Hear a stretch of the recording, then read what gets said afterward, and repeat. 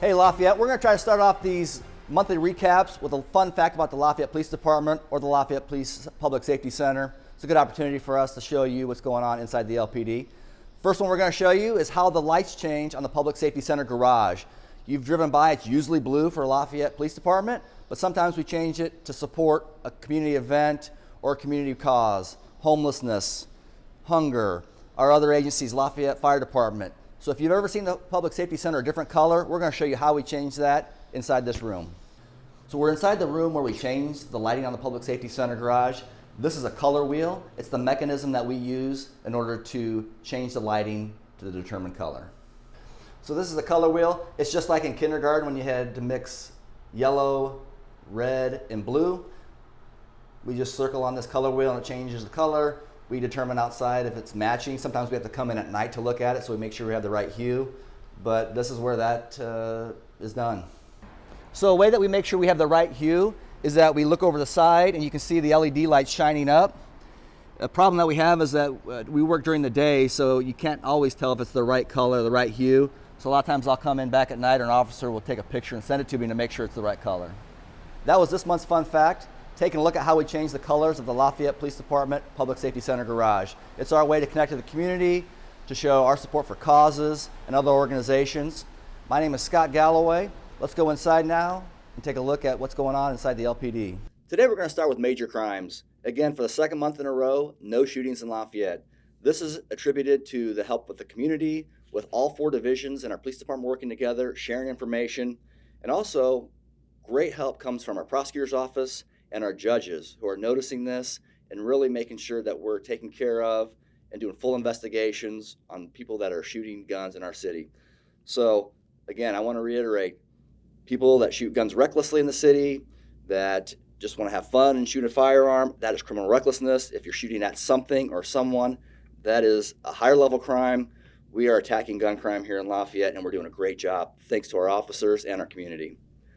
I'd like to point out a few stats of our monthly year-over-year stats. So this is, again, June 2024 stats compared to June 2025 stats. The major property crimes that we cover, theft and burglary, were both down this month. Robbery was up. We had 2 this month, and last year we had 1. Again, reiterating, shootings were down. Last year we had 2 shootings in June. This year we had 0.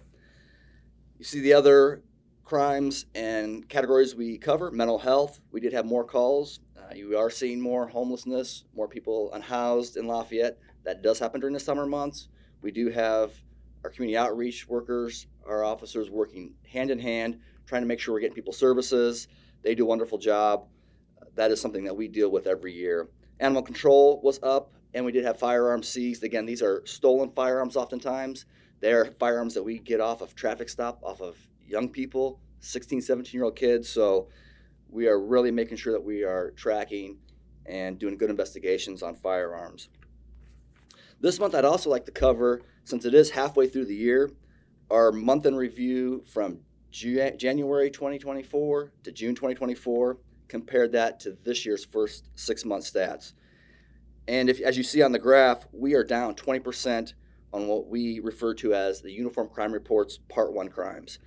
Those are the 8 major felonies that the FBI tracks. So as you can see, some of the categories I want to really point out are the aggravated assaults. So in 2024, we had 122 at this point in time. We are down to 77 this year, halfway through. And in total, again, a 20% decrease in Part 1 crimes. Again, I contribute that to the community cooperating with the police, with our police department, using technology. Our officers are communicating within divisions. So that is a great trend, and we want to keep that going.